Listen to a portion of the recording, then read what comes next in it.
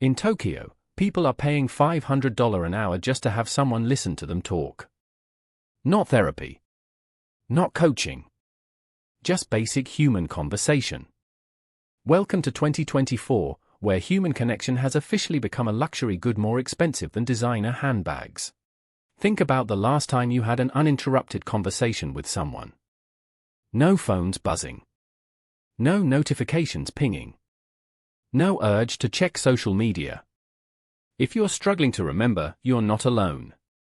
Studies show the average person now spends less than 30 minutes per day in meaningful face-to-face conversation. That's less time than we spend choosing what to watch on Netflix. For 99.9% of human history, connection wasn't optional. It was survival. Our ancestors lived in tight-knit tribes where isolation meant death.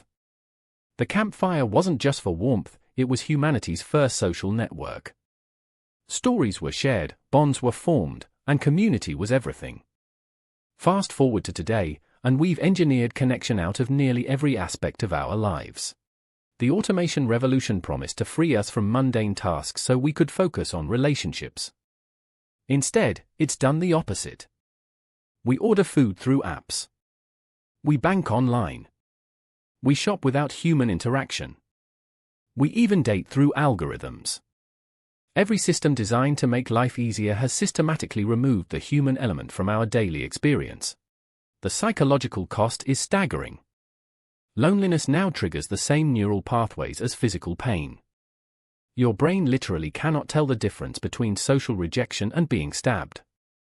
The US Surgeon General declared loneliness a public health epidemic equivalent to smoking 15 cigarettes per day. Yet instead of addressing the root cause, we're treating connection like a luxury service. Enter the human connection economy. Rent-a-friend services charge $50 per hour for companionship. Professional cuddlers make six figures providing platonic touch. Digital detox retreats cost $3,000 per week, promising the radical luxury of being unreachable. Silicon Valley executives pay premium prices for flip phones and analog experiences. The very people who created our connected world are paying to escape it. Every major religion understood something we've forgotten: humans are fundamentally relational beings. Buddhism speaks of interdependence. Christianity emphasizes fellowship. Islam values community above individual success. Hinduism sees the divine in human connection. These weren't just spiritual concepts, they were survival strategies that sustained civilizations for millennia. We've abandoned ancient wisdom for digital convenience. Having a friend group that meets regularly is becoming the ultimate status symbol.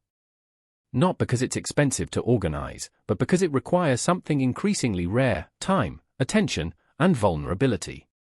The wealthy aren't just buying products anymore, they are buying access to authentic human experiences.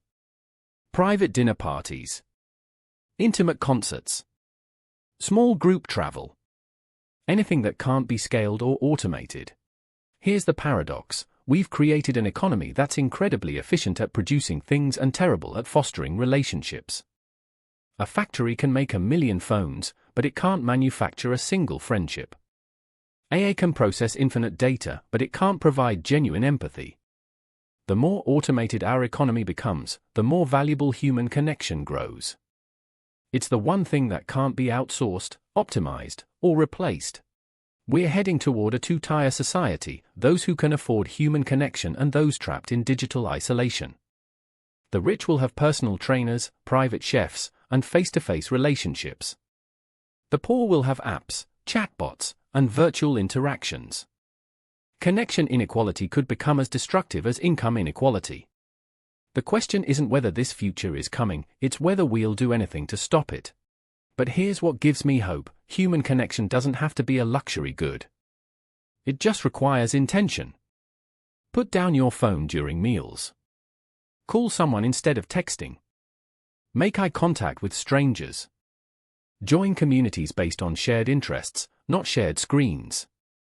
The most radical act in an automated world isn't buying premium experiences, it's choosing to be present with the people already in your life.